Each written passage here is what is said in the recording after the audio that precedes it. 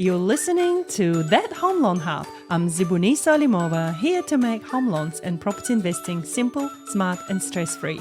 Let's get you closer to your property dreams. Hello and welcome back. Kia ora. Hey Conch, how's it going? Good. How are you? Wonderful. But guess what? Big news on the blog. A lot of clients are freaking out, first-time buyers, the ones that are using KiwiSavers. Yes, there's been a lot of that in the market. So yes, KiwiSaver funds have taken in a wee bit of a dive.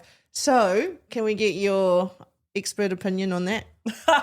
Now, full disclosure, I am not a financial advisor that provides KiwiSaver investment advice. So for that, people need to go and see their KiwiSaver providers or investment advisors and reach out to us. We can put you to the right people. But the problem is, and we've just had one last week, right? A first-time buyer, we did an application with a certain amount. Correct, yes. And then by the time they needed to get an approval, unconditional approval, the KiwiSaver took a hit of $5,000. Yes. So what can they do in that situation, you know? And that's the problem. So in that situation, we were lucky enough to go back to the bank and borrow that extra $5,000. Yes. Yeah. But there might be cases where we may not be as lucky. So if you are looking to buy a house in the next 6 to 12 months, good suggestion right now to look back at your KiwiSaver and see which fund are you in. Yep. Review your fund. Make sure you're on the right fund as well, just to ensure that you don't lose so much. So there's a conservative fund and then there's, high risk. Aggressive fund. So obviously aggressive is high risk, high reward. More conservative is you're just coasting at quite a balanced fund, which is where we tend to see our first home buyers sit, is in that like conservative, cash, sort of moderate fund side of things. So yeah, just make sure and check that you're on the right fund. Chat to your provider. Yeah, exactly. So if you haven't looked at your KiwiSaver for a while and you've done an application and you've got a house under offer, please go back and look into your KiwiSaver. Now, a couple of other things that people can actually do is to withdraw their KiwiSaver with the solicitor for the deposit of the house, right? And the solicitor gives the undertaking that they will keep it in their trust account. And that's another good suggestion, is to get the KiwiSaver out now. With whatever you have. And if it's already taken a hit, a small hit right now is much better than a larger hit. Because I do have another client that reached out, and in the beginning of the year, I think in February, he said to me, look, I've already lost about 4 or 5K, and now he's lost another 8K on top. So there's been some big hits out there. Yeah.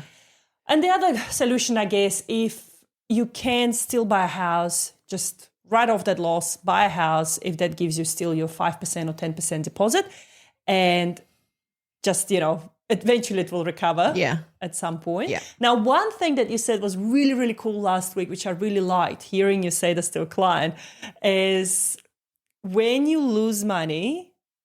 Oh, yeah, when it drops and you're still contributing to your KiwiSaver, you're actually buying those units at a discounted price. Yeah. And who doesn't love a sale? Yeah, we all love discounts. So although it has dropped, you're still continuing to contribute, but you're contributing and getting those units at a discounted price. Yeah. But remember, guys, we're not financial advisors when it comes to investment. So do reach out to proper people. But this is more around what can you do to safeguard your KiwiSaver if it is your deposit for your first home. Now, if you've got a KiwiSaver and you're in your 50s and you've seen it taking a dip, don't worry about it. It will bounce back because investment is a long-term game.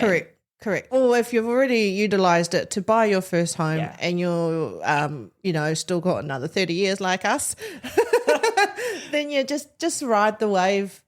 Don't panic. Stay calm. Yeah, but still get a professional advice regardless of the situation. So pros of KiwiSaver taking a hit is that you may buy the same units for a cheaper value if you're continuing to contributing to your KiwiSaver. And small contributions, but regular contributions are way better than one hit once a year. So if you're self-employed, for instance, instead of doing one hit once a year to get that government top-up contribution, we recommend to do slowly. Yeah, automatic payments. Automatic payments is much better Yeah. versus that. And then the cons of the KiwiSaver dropping by, I guess, at the moment is if you are in the middle of buying a house, is that you may need to hustle a little bit more and get that extra cash if your KiwiSaver has dropped significantly. Correct. Yeah. So reach out to your solicitor, get that KiwiSaver out now if you can. And if you can't, then there might be other solutions for you. Hopefully the bank will give you a little bit more, or you got some cash savings somewhere. Yeah, garage sale time. Yeah. Bake sales, Cash car in. washes, Yeah. do whatever you can to get that extra money. Awesome. Well, thank you, Coach. That has been a really quick flying by episode about what can you do to safeguard your KiwiSaver right now. Cool. Thank you. See ya. Bye. And that's a wrap on that Home Loan Hub. Don't forget to hit subscribe and join me next time for more property tips and tricks. Your next smart move starts here.